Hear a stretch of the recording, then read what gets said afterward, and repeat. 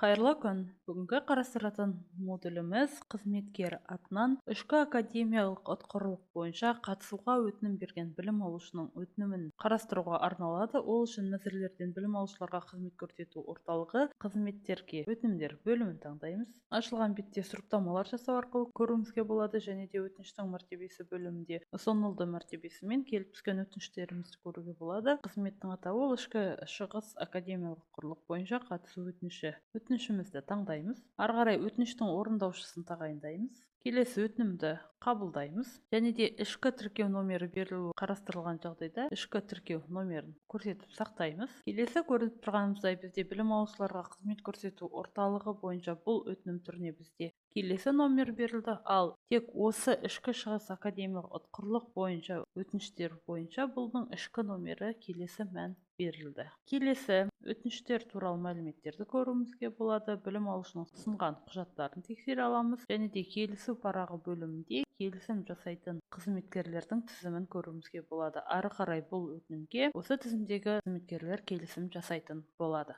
Келесі келісім жасағаннан кейін бізде келісілген құжаттар бөлімінде келісілген құжатты көруімізге болады. Ары қарай бұл құжатты орындау үшін, яғни орындалды мәнін таңдаймыз.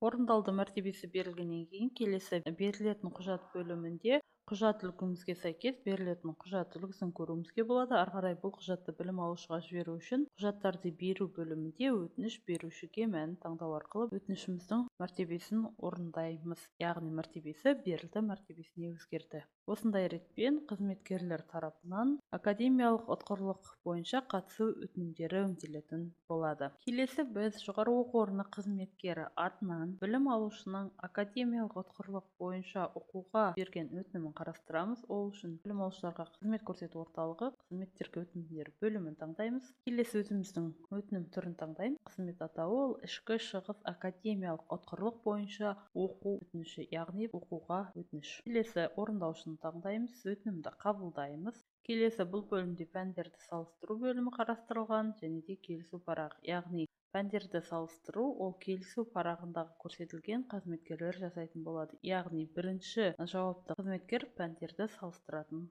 болады.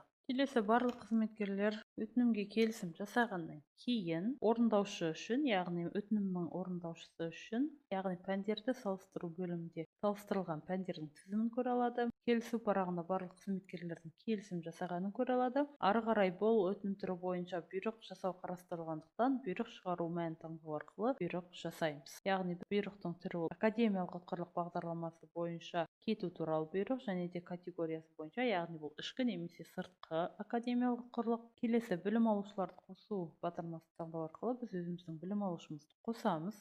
Және де қосу батырмасын таңдағаннан кейін бізде егер де білім алушыларға қызмет көрсету модулі бойынша өтінім бар болған жағдайда осы ұяшықты белгілейміз, және де академиялық ұтқырлық бағдарламасы бойынша бағдарламаны таңдай аламыз. Келесі тізімнен өзімізге қажетті білім алушыны таңдап қосамыз. Бұл бөлімде білім алушының жеке ақпараты бөліміндегі барлық ақпараттар қарастырылған, яғни білім алушы өтінім беру барысында қандай ақпараттар толтырды, соның барлығы бейнеленеді. Келесі бұл бұйрық орындалғаннан кейін білім алушы үшін бұйрық расталған соң білім алушыларға қызмет көрсету орталығындағы өтінімді орындалды деп есептеу ұяшығын белгілесек, онда бұйрықты орындағаннан кейін өтініштің мәртебесі автоматты түрде орындалды мәртебесіне өзгеретін болады. Ары қарай бұйрығымызды сақтаймыз және де тіркейміз. Келесі бұйрығымызды растаймыз. Осындай ретпен қызметкер атынан білім алушыға академиялық ұтқырлық бағдарламасы бойынша кету туралы бұйрық орындалады.